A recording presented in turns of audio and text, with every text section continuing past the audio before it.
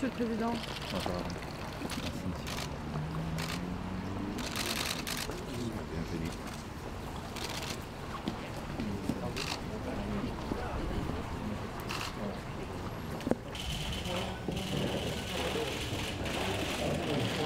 Bonsoir, messieurs, dames.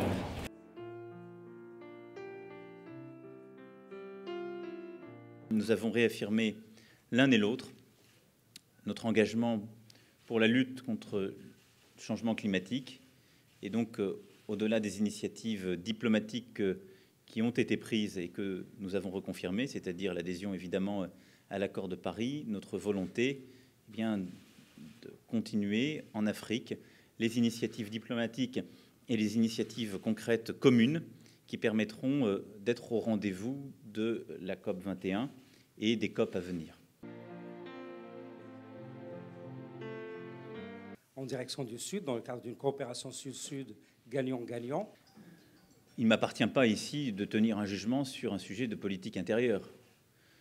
Néanmoins, j'ai senti d'une part que le roi considérait qu'il était légitime, normal, qu'il y ait des manifestations qui sont d'ailleurs prévues dans le cadre d'un droit constitutionnel, ici, contrairement à plusieurs autres pays.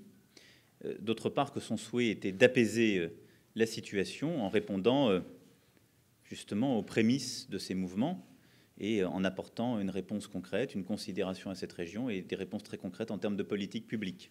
Et donc la discussion que nous avons eue ne me donne pas lieu de craindre justement à une volonté de répression quelle qu'elle soit, mais plutôt d'une réponse dans la durée et sur les causes profondes de ce qui est advenu.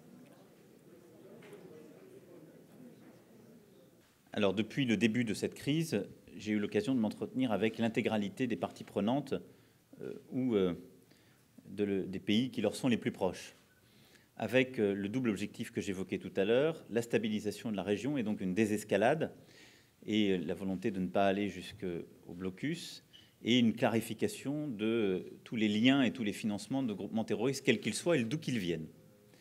J'ai pu constater que le roi du Maroc partageait cette préoccupation.